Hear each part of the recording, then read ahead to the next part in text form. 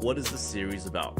It's all about showing real-world demos of how Firebolt integrates nicely with your existing tech stack. And in this demo, I will show you how you can run a low latency workload on an Iceberg table managed by Databricks. Today, I will be showing how you can deliver the data from S3 bucket in the Parquet format into Firebolt. dbt essentially is a data transformation tool that stands at the T side of ELT paradigm. Be sure to follow us here so you don't miss our next episode in the series. Until next time, keep building and stay curious.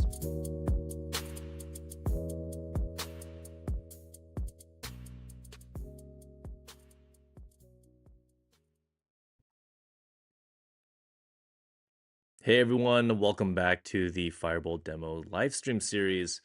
As always, I'm Jonathan and I lead ecosystem product marketing here at Firebolt. And thanks again for tuning in.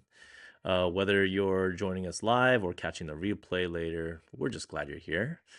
If you've been following the series, you know we've already covered Estuary for streaming data pipelines, dbt for SQL-based transformation workflows, Apache Iceberg for querying open table lake formats, and most recently, LangChain for building AI native applications with Firebolt as the engine. You'll find links to all those episodes in the comments, so be sure to check them out. Today, we're switching focus to one of our most popular and highly requested business intelligence tools out there, PowerBI. We're giving you a first look at how Firebolt connects to PowerBI Desktop in our current private beta. That's right, this is early access functionality available for folks testing it out during the beta period. So if you're someone who's been waiting forever for queries to load in Power BI and want to supercharge those queries with Firebolt's engine, this episode is for you. With this integration, you get the ability to analyze massive data sets with Firebolt speed right from within the Power BI desktop. It's a big step toward unifying high-performance compute with familiar BI experiences. As always, we want to hear from you. Drop a note in the chat to tell us where you're tuning in from and what you'd love to see supported next. And now, let me hand it back over to Petro, who's Firebolt's ecosystem software engineer. One second. Petro has been very generous with his time. He will walk us through the Power BI integration in action. Petro, over to you, buddy.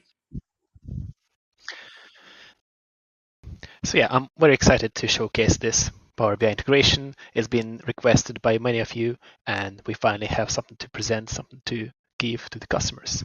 Just a quick disclaimer, this is a private preview, so we are excited, but if you're willing to try it out, you want to see how it goes, reach out to your Firebolt representative and they will help you set it up. Another thing to mention in here is that it's only available for Power BI desktop.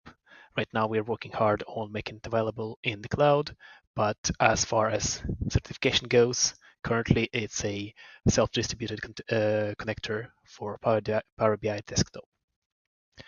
So let me show you how to connect once you installed it. So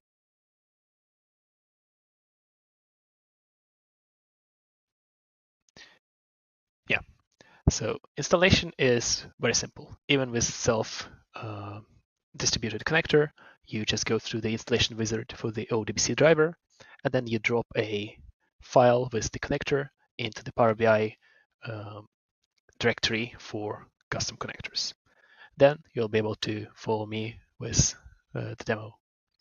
So essentially, this is the home screen for Power BI. You can get more data sources apart from the usual Microsoft ones.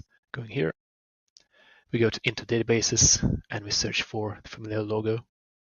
Here is Firebolt. Now we input the credentials similar to other connectors.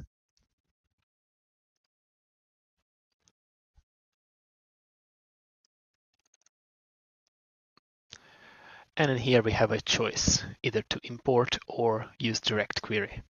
This depends on your data. Usually import essentially brings your data in locally into your machine. So depending on the machine, it might not be able to process or even handle your data set. And direct query leverages the power of the database behind the scenes to do all the data aggregation, data crunching. Because Firebolt is all about very efficient, fast data analytics and data processing, we will use direct query in here.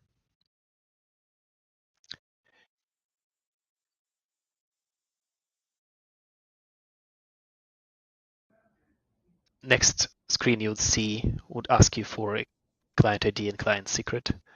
But because I've gone through this process, Power BI remembers my credentials, and if I input the same account and the same database and engine, it will not ask me again for the credentials. You can always invalidate those credentials by going to File and selecting, finding your credentials in there and deleting them.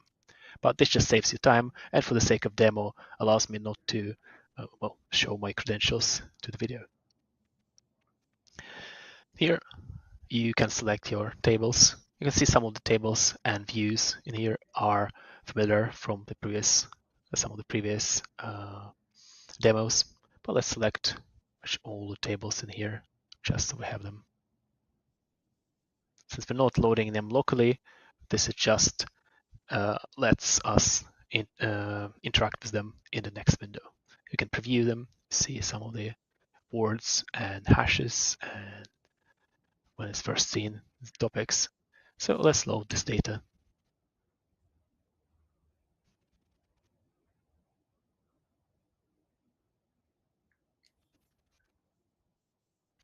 Power BI tries to understand what kind of columns and just general how the data looks, and then it shows you all your available tables in here in the right panel. This is where we can start using Power BI, start to create those charts.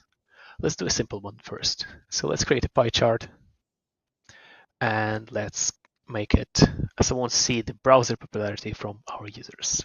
So we'll use the table of agents where we processed browsers, architecture, and operating system.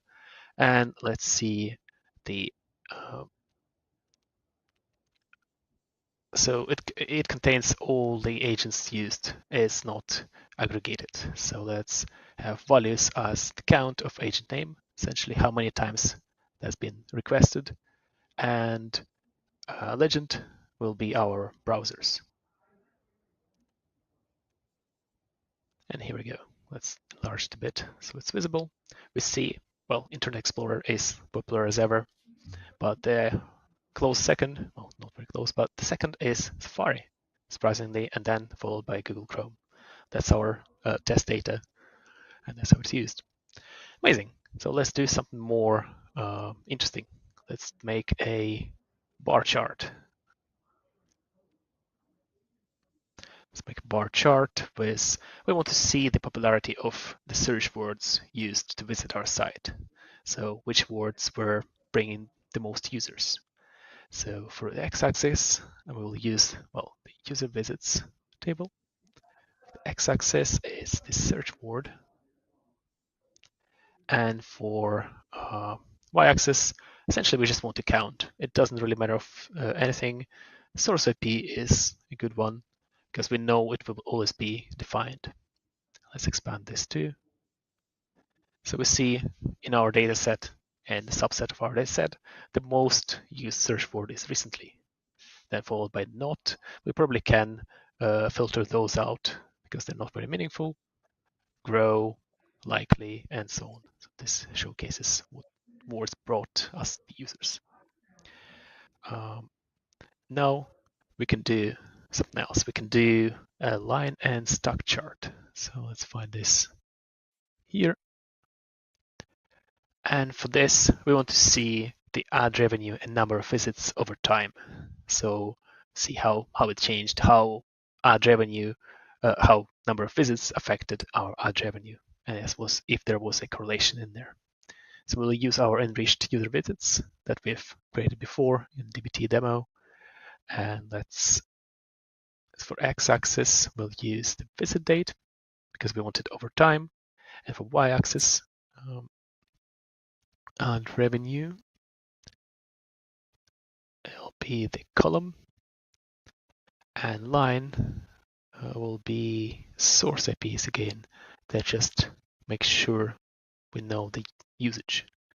So yeah, as you can see, the chart itself is quite ugly because mainly our data is sparse. We can improve it though.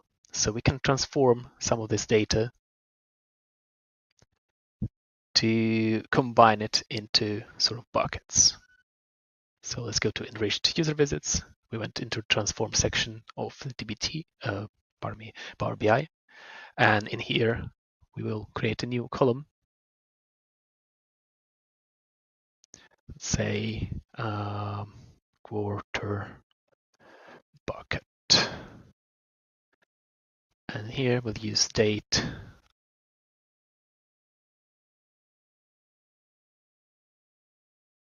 Quarter of a year. And let's remove this duplication in here. This essentially extracts the quarter of our visit date.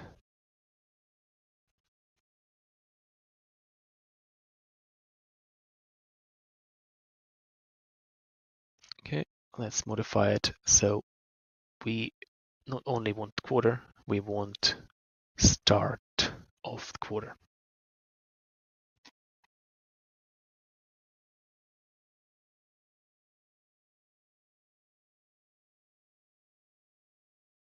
Use our visit date.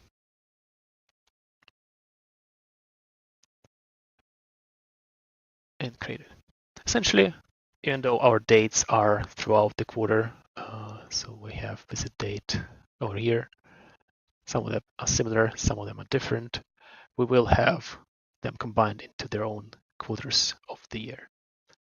Then we close and apply. And instead of using x-axis, for x-axis visit date, we'll use our newly created column once it refreshes. So visit date goes out, quarter bucket goes in here.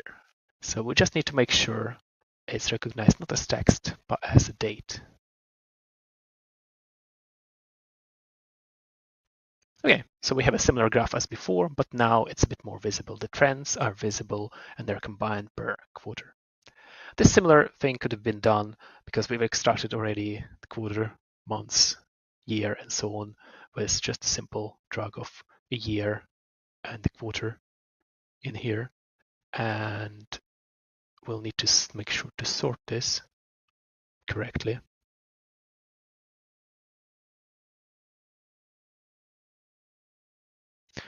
It's even a bit nicer. So probably this is the way to go forward with this graph.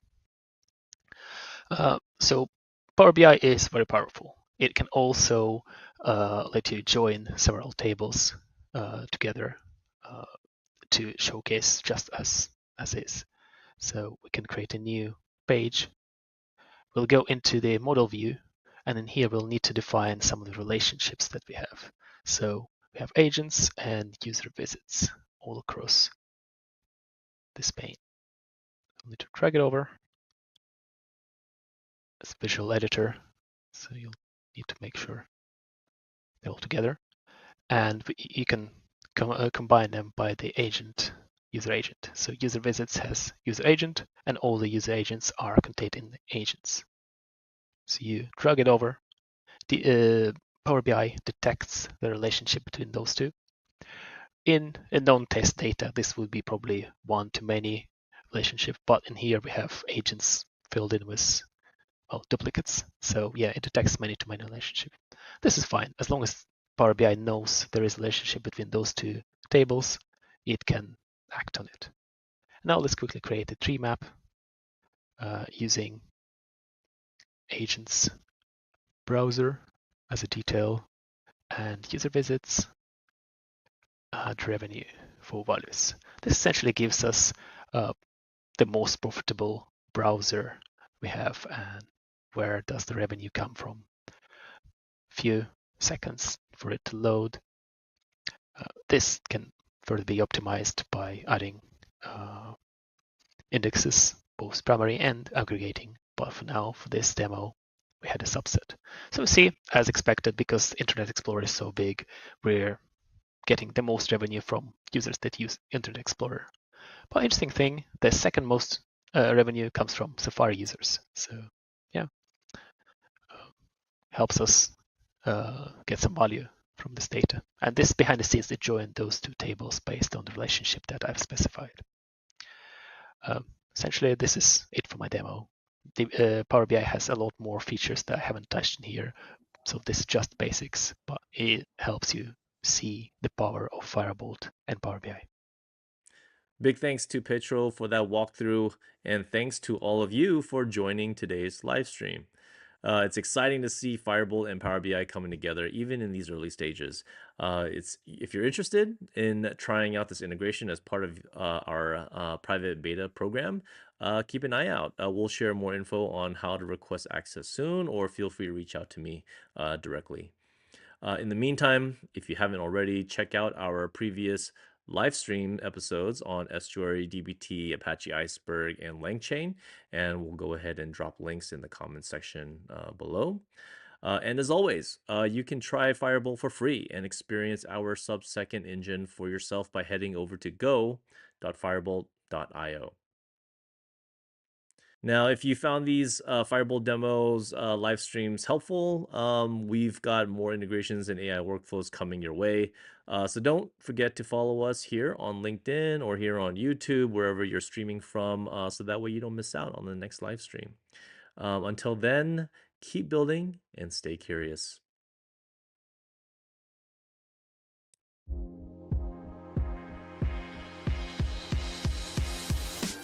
What is this series about? It's all about showing real-world demos of how Firebolt integrates nicely with your existing tech stack. And in this demo, I will show you how you can run a low latency workload on an Iceberg table managed by Databricks. Today, I will be showing how you can deliver the data from S3 bucket in the Parquet format into Firebolt. DBT essentially is a data transformation tool that stands at the T side of ELT paradigm. Be sure to follow us here so you don't miss our next episode in the series. Until next time, keep building and stay curious.